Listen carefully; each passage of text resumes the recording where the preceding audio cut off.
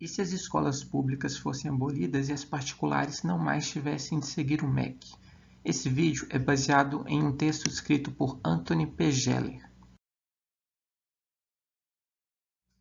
Os governos querem sempre controlar a educação e não têm nenhum tipo de interesse em abrir mão desse controle. Mesmo os governos mais liberais que abrem mão de controlar a infraestrutura, saúde, as relações trabalhistas, economia, eles não abrem mão de controlar o sistema de ensino. Do ponto de vista estratégico, não há nada mais valioso do que o controle da educação. É nesse setor que está a semente de tudo. Se toda a propaganda do governo que é implementada nas escolas consegue ter sucesso em criar raiz, então essa pessoa, quando isso se tornando adulta, não representará nenhuma ameaça ao Estado e ao establishment. Elas próprias estarão presas e escravizadas em um nível mental. Isso se torna muito perceptível quando conversamos com alguém que acredita no Estado, e elas defendem que o serviço de educação estatal como um ato de grande bondade dos políticos e de suas preocupações com o nosso bem-estar.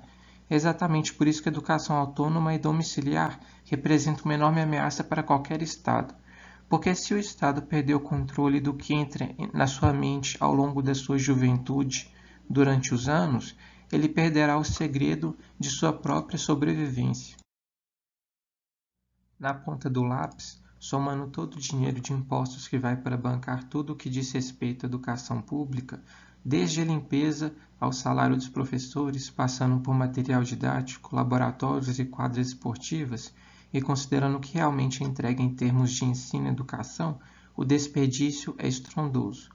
Nesse quesito, o custo real médio de um aluno de uma escola pública, em termos de retorno e qualidade da educação, é bem maior do que o de um aluno de uma escola privada. Isso é contraditório à nossa intuição, já que as pessoas creem que as escolas públicas são gratuitas e que as escolas privadas são caras.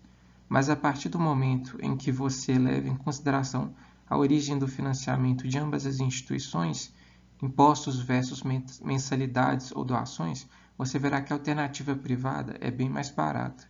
O custo das escolas públicas é disseminado por toda a população, ao passo que o custo das escolas privadas é coberto apenas pelas famílias dos estudantes que as frequentam.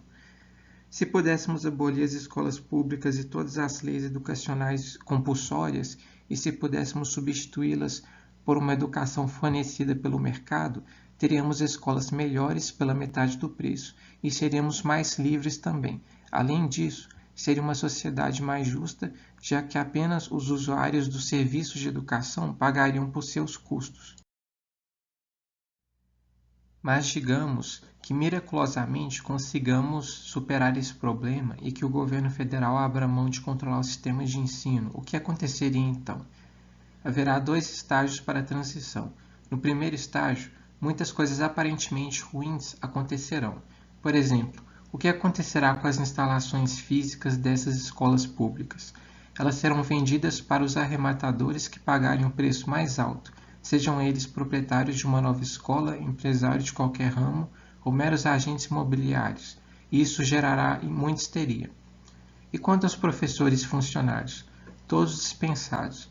Já dá até para imaginar choradeira. Adicionalmente, para os pais cujos filhos estavam nessas escolas públicas, haverá o grande problema de o que fazer com as crianças durante o dia.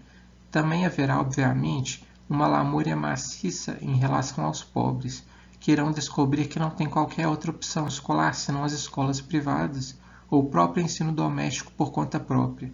Simultaneamente, as mensalidades das escolas privadas iriam disparar. Afinal, houve uma redução na oferta de escolas e um aumento na demanda por ensino privado. Vários alunos que estavam nas escolas públicas serão matriculados em escolas privadas. Maior demanda gerará maior preço. Os mais pobres serão os mais atingidos, mas mesmo os pais de classe média e classe alta também irão sofrer, pois as mensalidades das escolas particulares de seus filhos irão aumentar. Dito isso, tudo parece bem catastrófico, certo? De fato, mas essa foi apenas a primeira etapa.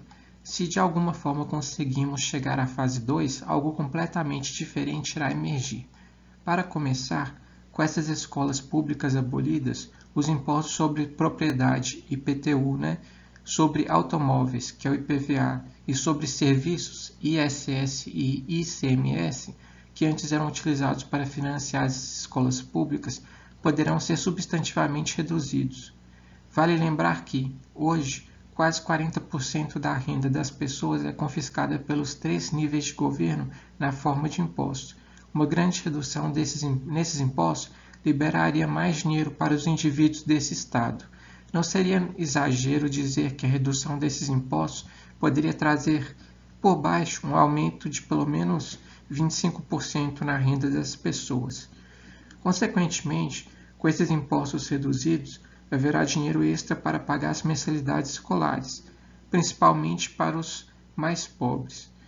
Em um segundo momento, com as atuais escolas privadas lotadas, haverá uma demanda premente por novas escolas. Havendo demanda, empreendedores de todo o país em busca de lucro irão rapidamente inundar o Estado, fornecendo escolas que irão concorrer entre si. Isso pressionará os preços das mensalidades para baixo.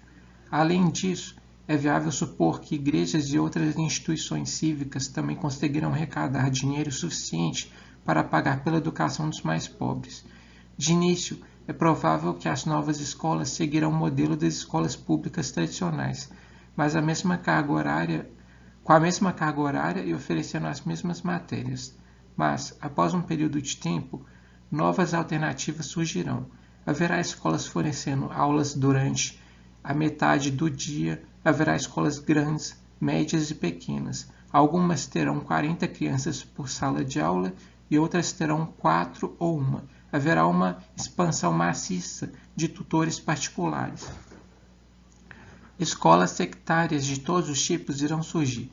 Pequenas escolas serão abertas para atender interesses locais, ciência, literatura clássica, música, teatro, computadores, agricultura. Surgirão escolas que permitirão apenas alunos do mesmo sexo. Se haverá ou não esportes ou filosofia na grade curricular de uma dada escola, isso será algo deixado unicamente para os pais decidirem. Ademais, o já surrado modelo de ensino básico, fundamental e médio não mais será único. As turmas não serão necessariamente agrupadas somente por idade. Algumas terão como base a capacidade e o nível de avanço dos alunos. As mensalidades variarão de gratuitas até extremamente caras. Empresas privadas poderiam fornecer bolsa de estudo para determinados colégios cuja grade curricular possa formar mão de obra do interesse dessas empresas. O ponto principal é que o cliente, os pais, estariam no comando. Simultaneamente, serviços de transporte surgiriam para substituir o antigo sistema de ônibus escolares. As pessoas poderiam ganhar dinheiro comprando vans e fornecendo transporte. Em todas as áreas relacionadas à educação, oportunidades de lucro iriam abundar. E, para aqueles que não querem colocar filhos na escola, sempre há internet. Hoje, há vários programas gratuitos de aprendizagem via internet, como por exemplo a Khan Academy.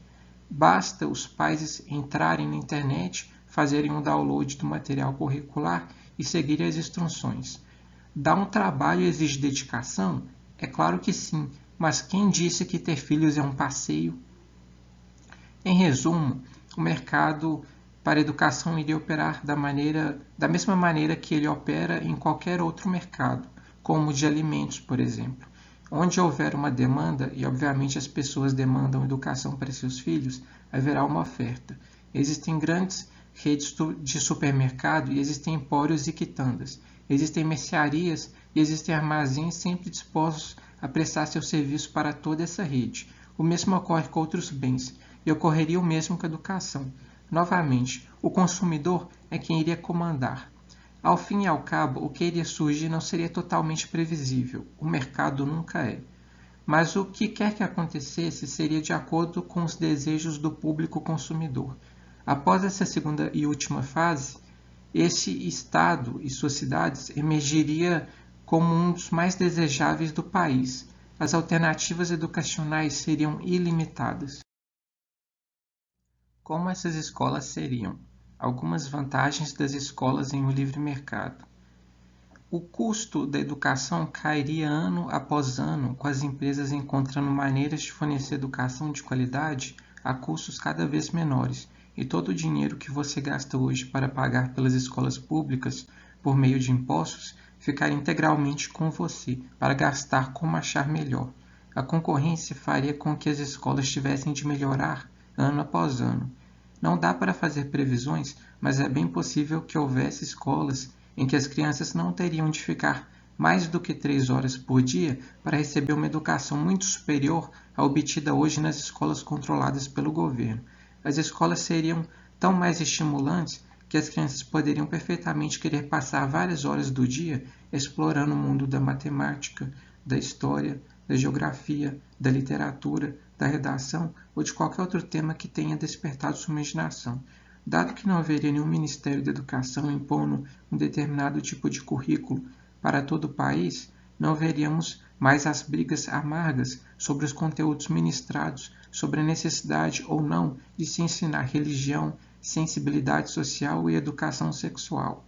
Não haveria problemas com a imposição estatal de kit gay ou com a aceitação ou não de professores homossexuais. Se uma escola quisesse se especializar exclusivamente em esportes, por exemplo, caberia aos pais decidir se querem ou não que seus filhos estudem ali. A liberdade definiria as escolhas. Não mais haveria centenas de controvérsias que vemos na educação atual, completamente controlada pelos burocratas do Ministério da Educação. Se você não gosta do que a escola do seu filho está ensinando, você simplesmente vai atrás de outra melhor, do mesmo jeito que vai atrás de um supermercado que tem o que você quer. Haveria dezenas de opções disponíveis para você, escolas mais severas, escolas com disciplinas especiais, como música e cinema, escolas alternativas e até mesmo escolas que ofereçam um ensino completo sobre o funcionamento do livre mercado e do empreendedorismo, o que iria ajudar seu filho a obter uma vida mais confortável quando crescesse, além de poupar seu cérebro de infecções marxistas. Algumas escolas poderiam perfeitamente criar um currículo personalizado baseando-se em suas expectativas e nas capacidades de seu filho, ao passo que outras poderiam oferecer uma educação mais simples a um custo menor para aqueles que precisam economizar. E então as pessoas iriam desfrutar as melhores escolas do país pela metade do preço das escolas públicas. E aquelas que não têm filhos não teriam que pagar um centavo pela educação alheia. Poderia algo ser mais atraente do que isso?